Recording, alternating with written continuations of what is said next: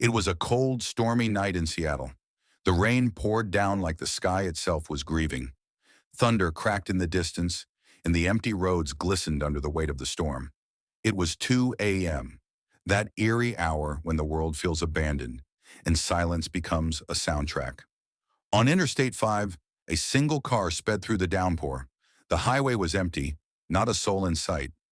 Behind the wheel was Ava, 24 years old, driving home after pulling an exhausting double shift at her job in downtown.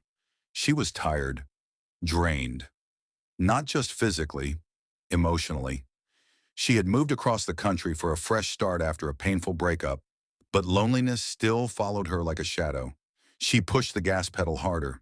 Maybe she just wanted to get home, or maybe she was trying to outrun her own thoughts. But rainy roads and high speeds don't mix. Her tires hydroplaned. She lost control. The crash was instant, violent. Her car slammed into the guardrail, spinning before finally coming to a broken, crushing halt on the shoulder of the road. Then, silence. 15 minutes later, another car approached from the opposite side. It was Ryan, 27, a night shift EMT who had just clocked out. He drove this road every night, heading home to a quiet apartment in Tacoma. No one waited up for him, no lights on, just a couch and silence. But tonight was different. He saw the wreck from a distance. A car crumpled like paper on the roadside. His instincts kicked in. He pulled over, ran into the rain, and checked the scene. One car. No driver inside. Then he saw the second car, and inside a girl, unconscious, bleeding, fragile.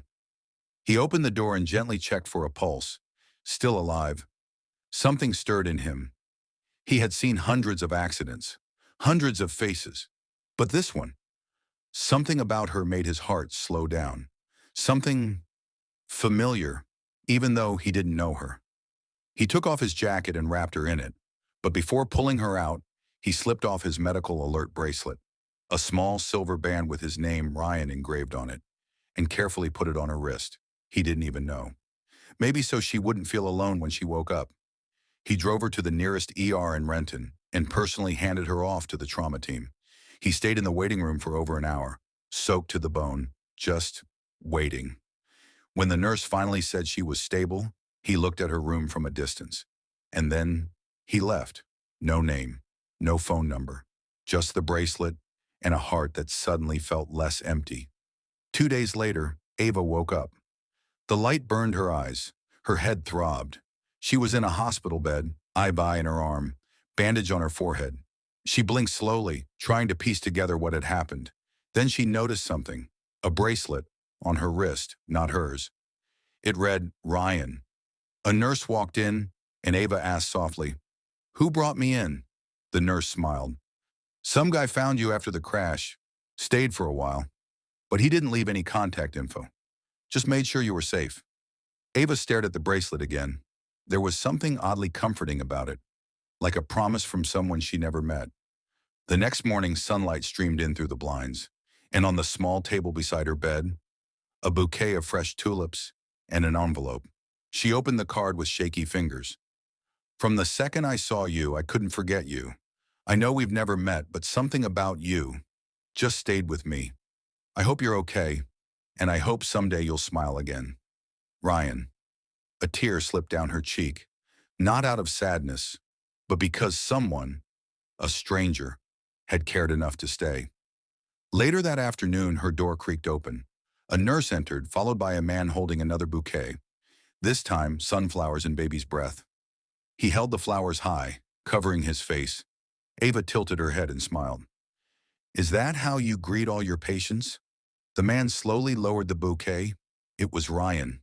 He looked nervous, almost awkward. "I wasn't sure if you'd want to see me," he said softly. She smiled, her eyes warm. "You saved me. Why wouldn't I?" They sat together for hours, talking, laughing, sharing quiet looks.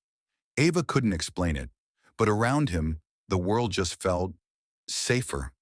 It was the first time she felt someone truly saw her, not for what she looked like, not for her past, but for the way she existed in a single broken moment. Over the next few weeks, Ryan visited often, sometimes with flowers, sometimes just coffee, but always with kindness. And Ava began to heal, not just from her injuries, but from everything before. Love doesn't always come with fireworks. Sometimes it arrives in a storm, with shattered glass and sirens. Sometimes love is a stranger who doesn't walk away when they could have, a stranger who stays. And sometimes, that stranger becomes your forever. Because real love doesn't just save you, it finds you.